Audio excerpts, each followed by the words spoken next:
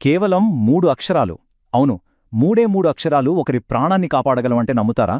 Stroke వచ్చినప్పుడు నిజంగా ప్రతి క్షణం, ప్రతి సెకండు చాలా విలువైనది.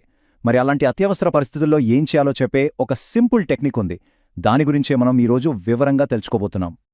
సరే, ముందుగా ఒక కథతో మొదలుపెడదాం. ఇది కల్పిత కథ కాదు, నిజంగా జరిగింది. మనలో ఎవరైనా సరే చాలా తేలిగ్గా చేసే ఒక చిన్న పొరపాటు ఎంత పెద్ద విషాదానికి దారితీస్తుందో ఈ కథ మన కళ్లకు కట్టినట్టు చూపిస్తుంది. ఇది మనందరికీ ఒక హెచ్చరిక అనుకోవచ్చు. ఓకే, ఊహించుకోండి. ఒక పెద్ద పార్టీ జరుగుతోంది. పాత స్నేహితులందరూ కలుసుకున్నారు. అంతా నవ్వులు, పలకరింపులతో చాలా సందడిగా ఉంది. అంతా బాగుందనుకుంటున్న టైంలో అకస్మాత్తుగా ఒక మహిళ తూలి కింద పడిపోయింది. ఒక్కసారిగా అందరూ షాకయ్యారు. అక్కడి సంతోషమంతా మాయమైపోయింది. వెంటనే ఆమె స్నేహితులందరూ పరిగెత్తుకుంటూ వచ్చారు. ఏమైంది, హాస్పిటల్కి వెళ్దామా అని అడిగారు.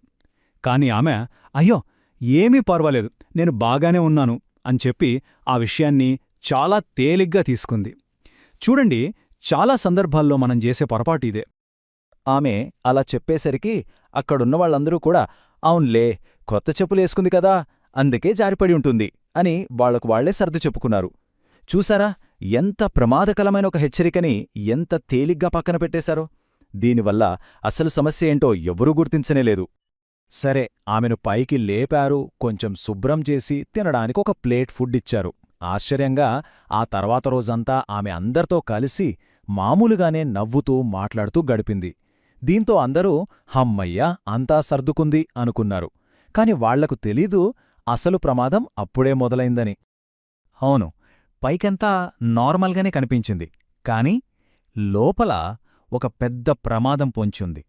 మరి ఆ సంఘటన అసలు స్వరూపమేంటి, దాని ముగింపు ఎంత విషాదకరంగా ఉందో ఇప్పుడు చూద్దాం.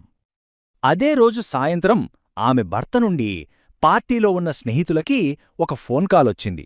ఆమెను హాస్పిటల్కి తరలించారని, సాయంత్రం 6 గంటలకామె చనిపోయిందని చెప్పారు. అందరూ నిర్ఘంతపోయారు. పార్టీలో జరిగిన ఆ చిన్న సంఘటనే ఆమె ప్రాణాల్ని తీస్తుందని వాళ్ళు కలలో కూడా ఊహించలేదు. అసలు ఏం జరిగిందంటే, ఆ పార్టీలోనే ఆమెకు స్ట్రోక్ వచ్చింది. ఆ కింద పడిపోవడం అనేది స్ట్రోక్ యొక్క మొదటి లక్షణం. కాని అక్కడున్న వాళ్లలో ఒక్కరు కూడా దాన్ని గుర్తించలేకపోయారు. అన్నిటికన్నా బాధాకరమైన విషయమేంటంటే, ఒకవేళ ఆ సంకేతాలను వాళ్ళు కరెక్ట్ టైంలో గుర్తించుంటే ఆమె ప్రాణాలను బహుశా కాపాడి ఉండేవారేమో. ఇప్పుడు మనందరి మదిలో మెదిలే ప్రశ్న ఇదే: ఆమె ప్రాణాలను నిజంగా కాపాడగలిగే అవకాశం ఉండేదా? దీనికి సమాధానం ఖచ్చితంగా ఉండేది. మరి ఆ అవకాశమేంటి? ఈ కథ నుండి మనం నేర్చుకోవాల్సిన ఆ పరిష్కారమేంటో ఇప్పుడు తెలుసుకుందాం. చూడండి, న్యూరోసర్జన్లు ఏం చెప్తారంటే, స్ట్రోక్ వచ్చిన తర్వాత మొదటి 3 గంటల సమయం చాలా చాలా కీలకం. దాన్ని గోల్డెన్ అవర్స్ అని కూడా అంటారు. ఎందుకంటే ఈ సమయంలో గనక ట్రీట్మెంట్ అందిస్తే బ్రెయిన్కి జరిగే డ్యామేజ్ని చాలా వరకు తగ్గించొచ్చు. పేషెంట్ పూర్తిగా కోలుకునే అవకాశాలు కూడా చాలా ఎక్కువగా ఉంటాయి.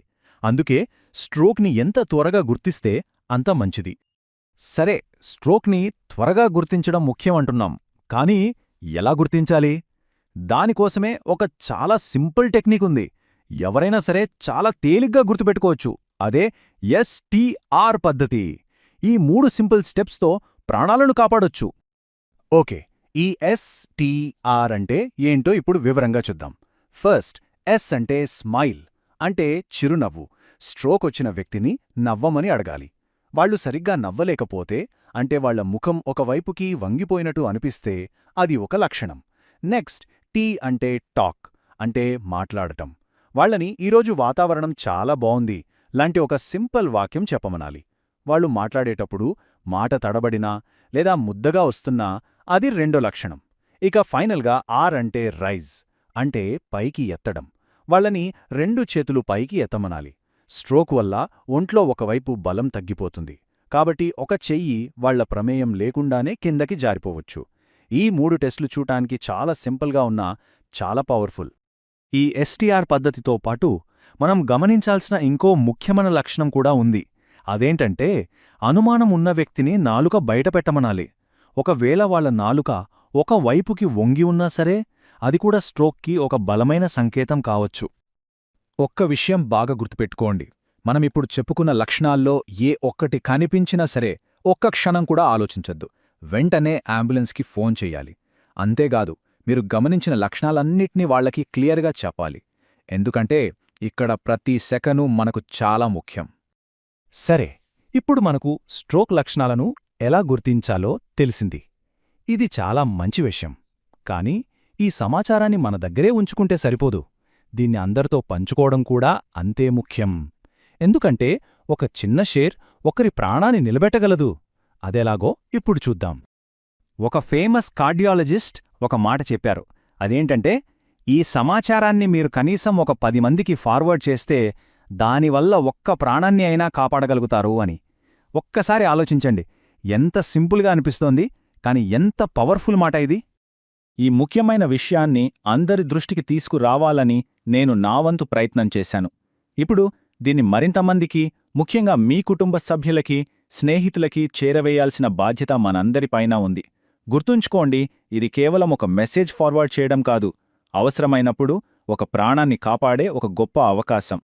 చివరగా ఒక మంచి మాటతో ముగిద్దాం. మనం ఎవరికైనా ఒక గులాబీ పువ్విస్తే ఆ పువ్వు వాసన మన చేతికి కూడా అంటుకుంటుంది కదా. ఈ జ్ఞానాన్ని పంచుకోవడం కూడా అచ్చం అలాంటిదే. మనం చేసి ఈ చిన్న మంచి పని, దాని ప్రభావం